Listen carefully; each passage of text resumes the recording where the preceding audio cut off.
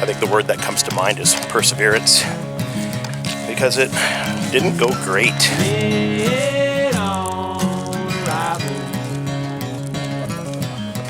Woo, we did it. It's night one on week one of my elk hunting trip, and it is September 7th today, and I'm out here with my good buddies Alex and Drew in hopes to get on some elk this week. It's been a little bit on the warm side, plus 23 to plus 30 lately, and the elk are moving a little bit in the morning on camera, but not so much in the evenings. Hopefully, with the right calling sequences that we're going to be doing, we're going to be able to vocalize with them and get them to answer back.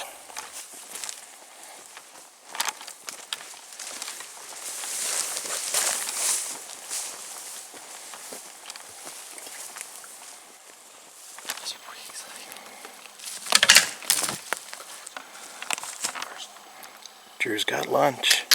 Chicken dinner, boys.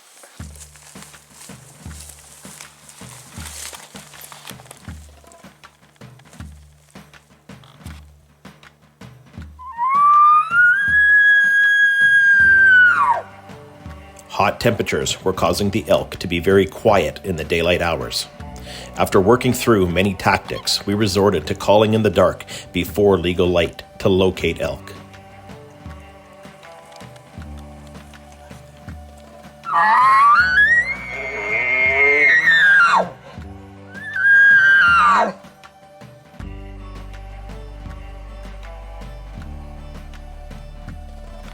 We would then make our way to the response and close the gap.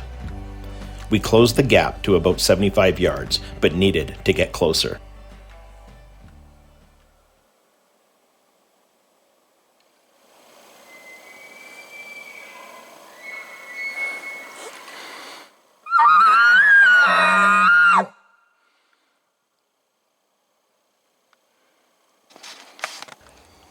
We got closer and set Drew up in front as the shooter, as I stayed back and worked the bull with raking trees and calls to draw the bull to within 15 yards in front of Drew. Drew was ready and at full draw for a long time and needed the bull to take one more step for a clear shot.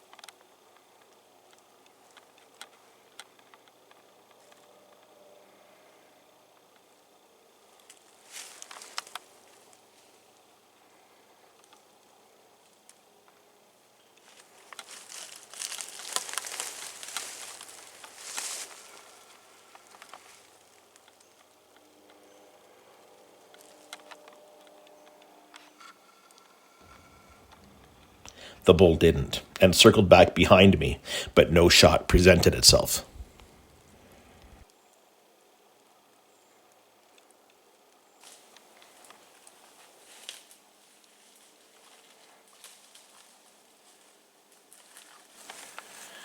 So we got onto a bull right at first light, and I guess there was also a small herd that crashed in front of me that I didn't hear, guys. So was that it as we were walking in the dark? Yeah. We followed the bugle, we got close, we had to close the gap a couple times, we got him to come right in, and it was about 15 yards in front of Drew. He was at full draw. Tried to get him that last couple steps through, but he turned, came around behind me. I didn't have a clear shot, I didn't even have my bow in my hand, but we're on to bugles, we're on to bulls, we've got a visual of the bull, we're going to keep going. This trip wasn't just about chasing elk through the woods. It was about strengthening friendships, the kind that are forged in early mornings, on long hikes, and quiet moments beneath the stars. I had the privilege of hunting with two incredible friends. We learned how to work together, how to move as one, read the land, and trust each other's instincts. We laughed, we pushed through the 30-degree weather, and we came out stronger from it. What struck me most wasn't just their grit or determination, but their respect for the land. Every piece of trash we came across, they picked up without hesitation. They didn't just hunt, they cared. True stewards of the wild. I got to share a bit of my elk hunting experience with them, which gave us many responses and 2 close encounters. Heart-pounding moments when the forest held its breath and time stood still. Though we didn't fill a tag, we filled our souls with memories that will last a lifetime. And in return, they taught me something new, how to hunt and clean grouse. It was humbling to be the student for once, learning the rhythm of a different kind of hunt. With their help, I was able to shoot and clean my first grouse ever.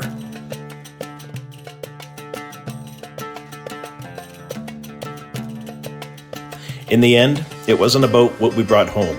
It was about what we brought back in our hearts, a deeper bond, a greater respect for the land, and the kind of stories that only the woods can tell. Week 2 was spent hunting with Leon and Corey. This week ended up being a mental struggle with many bad situations out of our control. Our camp spot was taken. There were many hunters at every spot. We had to relocate our camp 16 kilometers away, and a broken back window on my truck. Luck wasn't on our side, and the odds were stacked against us. I'm pulled over on the side of the road. I'm going through some emotions today. Hasn't been the trip that I wanted it to be. And some unfortunate luck. My back window of my truck busted through last night. Not sure how. Rock, vandalism. No idea. The rest of the trip hasn't been going well either. And I just have this gut feeling of cut your losses early, quit, and go home. I mean, there's lots of hunters out here. We don't have an animal down yet. What else could go wrong? Everything's gone wrong already. Why risk it? So part of me tells me to go home and quit. And the other part of me tells me to push through and fight harder. And I'm struggling with that decision today. I don't know what to do. I don't know what I will do. I'm not frustrated. I'm defeated. I'm deflated. It feels like I've hit rock bottom.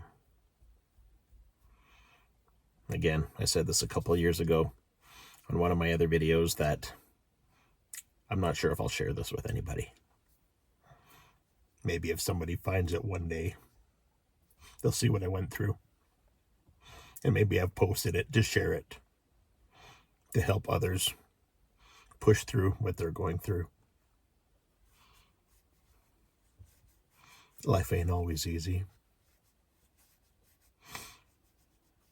It's not going to feel fair. But I guess it's how we act after those unfortunate circumstances have been cast among us. We'll see what happens. Well, I'm back. We're here and set up where I've had my camera set up all summer long. And there was a spiker bull that came by here last night. So we left this spot this morning. I've sprayed it up with elk fire and really hoping that we can call something in tonight. I'll keep pushing through and hoping something good happens.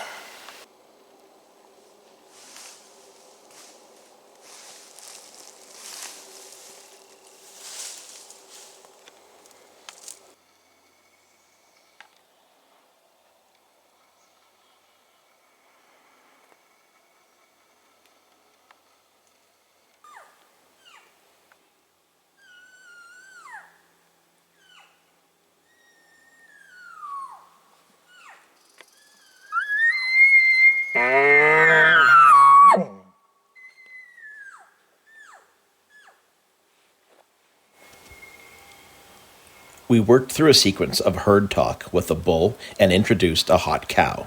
Raking and making the right elk sounds had a bull respond in the distance.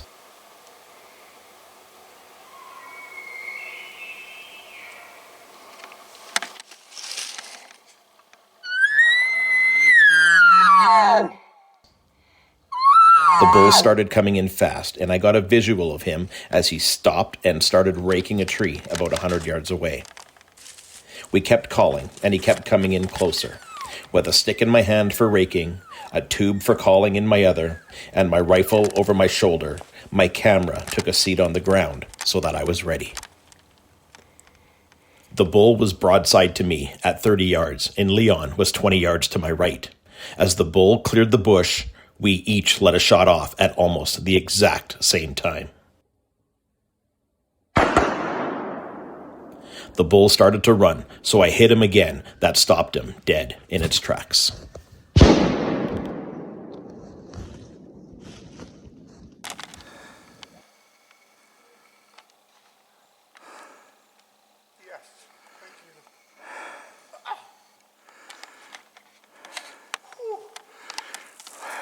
Well, boys. Ooh. We did it. We did it. We did it.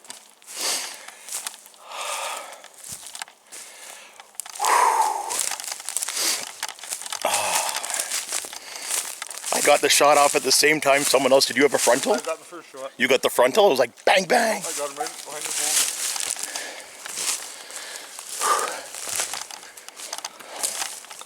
I'm gonna put the wick out. What? I was recording as it was coming in. You what? I was recording as it was coming in. Really? Yeah. Fuck. That's my dad. Yeah. We don't have much footage, a little bit of him coming in, some growling, some raking, coming across, and it's funny because last night where I was aiming my shots, I was like, this is where I think it's going to come in, and as soon as he passed that tree, I think Leo got the first frontal shot off, I got it like momentarily, like bang, bang, and then I have another one down in the valley, and he piled up not even 30 yards here, so let's go take a look. Good job, boys. Woo!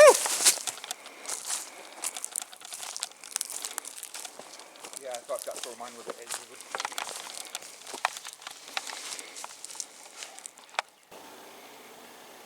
Well, it happened on day 5, 6. Sunday, Monday, Tuesday, Wednesday, Thursday, Friday. Day 6 it is here, and it's been a slow week. We haven't heard much, but we were in early this morning. It was about 7 degrees. We went through our sequences, and he started responding almost instantaneously with Leo's chirping, my bugling, and raking. He had no choice but to come in and check out the hot cow. And as soon as he did, he was about 30 yards across the valley, and shots rang out, and he didn't make it 30 yards. So Leon's got himself a nice 5x4 bull elk.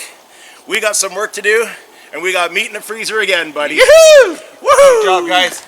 Well, as I make my way back to the truck to get a quad, the boys are breaking down the elk in the bush, and I reflect on the last 2 weeks of my elk hunting trip, and I think the word that comes to mind is perseverance, because it didn't go great.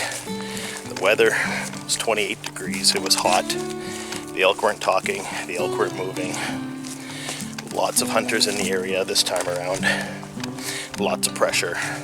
Our usual spots were taken, but it forced us to go into a spot that we haven't been to, and that spot turned out to be pretty sweet, and that's the one that we've sat on for the last day and a half, and this morning it turned out.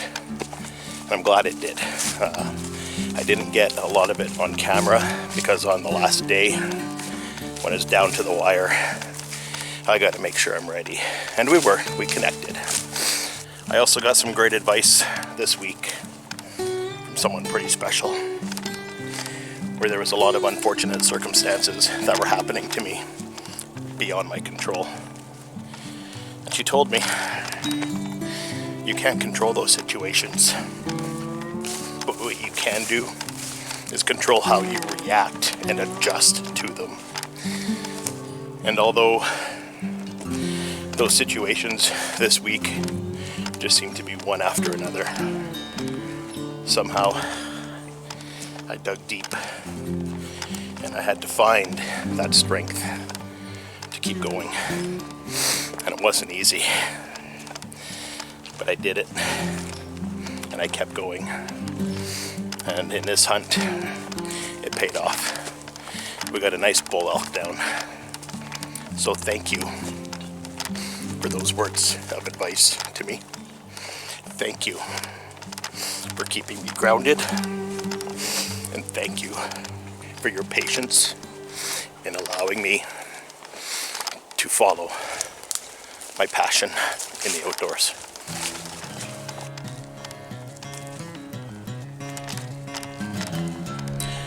Thanks for watching DOA, Dorward Outdoor Adventures.